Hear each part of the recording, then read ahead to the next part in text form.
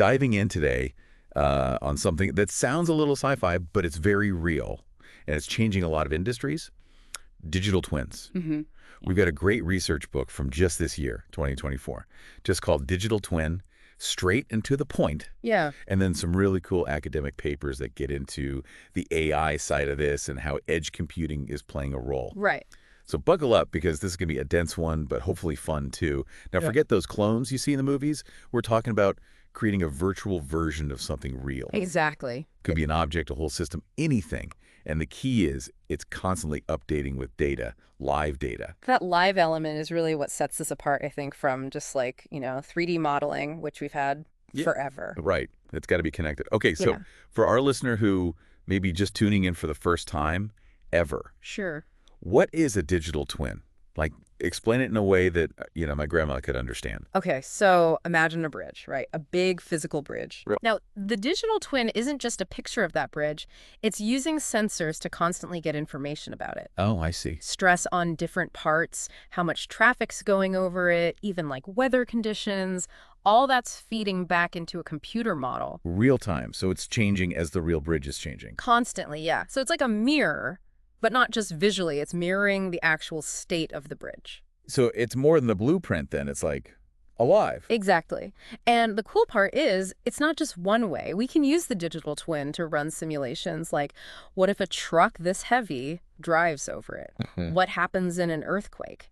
That info then helps us make decisions in the real world, about maintaining that bridge, even designing better ones in the future. So it's like learning from the virtual to improve the real. That's the idea. And this isn't brand new. Like, the book traces this kind of thinking back to how we used to manage product life cycles. Oh, interesting. But there was this guy, Michael Greaves, back in 2003. He really put the digital twin concept on the map. So those three parts are key. The physical thing, its digital model, and that data connection between them. And that connection's got to be rock solid, right? Yep. Can't have lag if you're making decisions based on this. Mm-hmm. Now, NASA was early to this game, weren't they? Big time. Since like the early 2010s, they've been using digital twins for all sorts of space stuff. Didn't they use it for Apollo 13 way back when? That's the classic example. They were able to monitor the spacecraft remotely, even simulate repairs, all thanks to a digital twin. Crazy to think that was decades ago, and now it's becoming more mainstream. Okay, so the book dives into different types of digital twin models. Right, because it's not one size fits all. Multidimensional, specific, general. Oh, let's break those down. Multidimensional is like, imagine you're building with Legos, but each Lego is a different aspect of the thing you're modeling. Okay, I'm picturing it. So you might have one model for a building structure, then you add on another for its energy use, then another for how people move around inside. Oh, so you layer them together to get this super detailed view. Exactly. But it gets complex fast, needs a lot of computing power. Then there's specific models. Those are more focused, right? Like, if I only care about how a plane wing performs in wind, but I need that super precise. You got it. Trade-off is it's not as versatile, only good for that one thing. Makes sense. Yeah. And then the general model, that's like the ultimate, right? Aims to be, but that means it's the most complex, needs special software.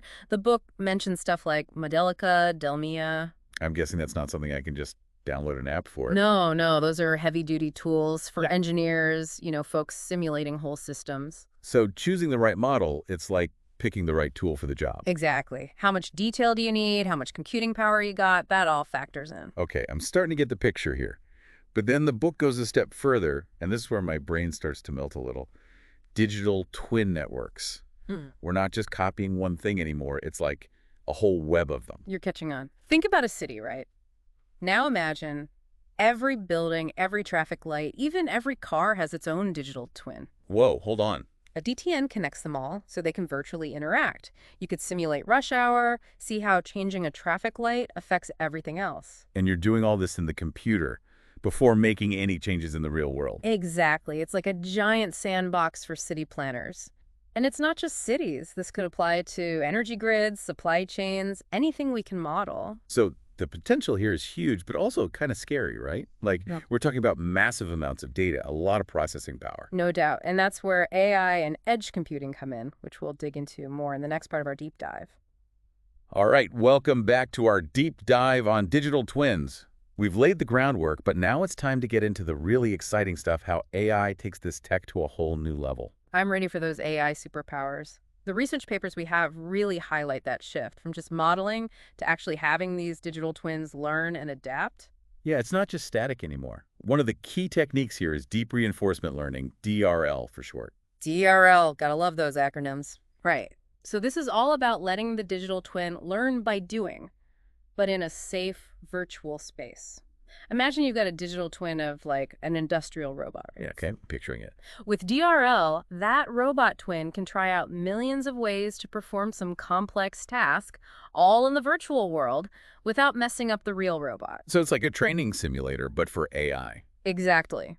No risk to the real equipment while it figures things out. Now, scale that up. Think about managing a city's power grid. Okay, that's a lot more complex than a robot arm. For sure, but that's where the power of simulation comes in. The papers talk about how DRL is being used to optimize energy distribution across the whole grid. Wow. The digital twin can experiment with different strategies, react to changes in demand, weather, even predict if a piece of equipment's going to fail. So it's like playing SimCity, but with real-world consequences. Kinda, yeah. And the goal is to keep the power on efficiently and sustainably. But what happens when you've got multiple digital twins and they need to learn from each other? Ooh, yeah, especially if they hold sensitive information, that could be a problem. Right, you don't want them just sharing all their data willy-nilly. That's where federated learning comes in, FL. It's like they collaborate, but without actually revealing their private stuff. Okay, that sounds very spy movie-esque. A little bit. Think about self-driving cars. Each one's got its digital twin. With FL, those twins can learn from each other's driving experiences, improving their algorithms. So they all get smarter, but they don't tell each other exactly where they've been. Exactly. It's like a hive mind, but with privacy built in. Now, building a digital twin from scratch, that takes a lot of data, right? Time-consuming. Yeah, I imagine it's not a quick process. But that's where transfer learning comes in handy, TL. It's like if you've already got a digital twin for a wind turbine in one location, Okay. and you want to make one for a similar turbine somewhere else, TL lets you use some of that knowledge from the first one. So you're not starting from zero every time. Right, you're giving the new twin a head start using what we already know about wind patterns, stuff like that. Ah, very clever. Yeah. But all this learning, adapting, it's got to happen in sync with the real world, right? Especially if it's something time-sensitive. Absolutely, and that's where edge computing becomes crucial. We're talking about applications where decisions need to be made in milliseconds. Right, like self-driving cars. Yeah. Can't be waiting for a signal from the cloud. That's too slow. Exactly. Edge computing brings the processing power closer to the action, so the digital twin can react super fast. So instead of one big brain in the cloud, it's like each twin has its own little brain on site. You got it. Now, when you've got a bunch of these edge devices all working with digital twins, that's a whole other level of network. That's where digital twin edge networks come in, right? DTNs, if we're keeping score of acronyms. You got it. They connect all those edge devices, let them share information, and coordinate. The research actually uses some really cool visuals to show how this works. So it's like a web of intelligence spread across the physical system. Exactly. Think about a smart city with all its interconnected systems. A D10 would be crucial for managing that complexity. But wouldn't managing a network like that come with its own set of challenges? Oh, for sure. And the research dives into some of them. One that's particularly interesting is what they call edge association. Okay, that sounds complicated. It basically means figuring out which edge device should be responsible for which digital twin. You know, it's got to be the most efficient setup based on what each twin needs to do. So matching the right twin with the right edge server. Sounds like a logistical puzzle. Yeah, but also a security challenge, right? All this data flying around, especially at the edge. Got to keep it safe. Absolutely. Any solutions out there for that?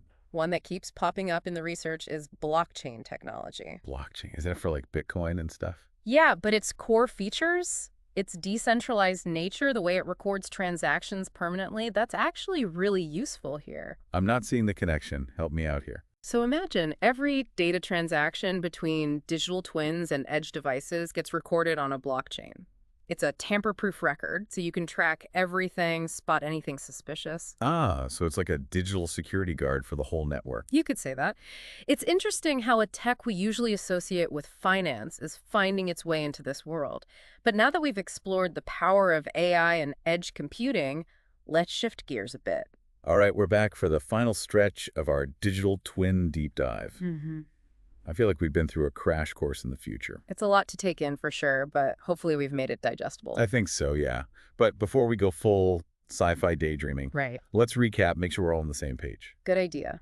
So we started by defining a digital twin, not just a pretty picture, but a dynamic virtual copy, constantly mirroring what's happening in the real world. Keyword being dynamic, right? Always updating, always connected. Exactly. Then we layered on the AI magic, deep reinforcement learning, federated learning, transfer learning, all these ways to make those twins smart. Yeah, and the ability to learn from each other, that's huge, right? Especially while keeping data private. Big deal, especially as these things get more complex. And then we got into edge computing, how that enables real-time decision-making. Crucial when you're talking about things like self-driving cars or managing a whole city's systems. Feels like we're on the verge of a revolution here. No doubt, and the research backs that up.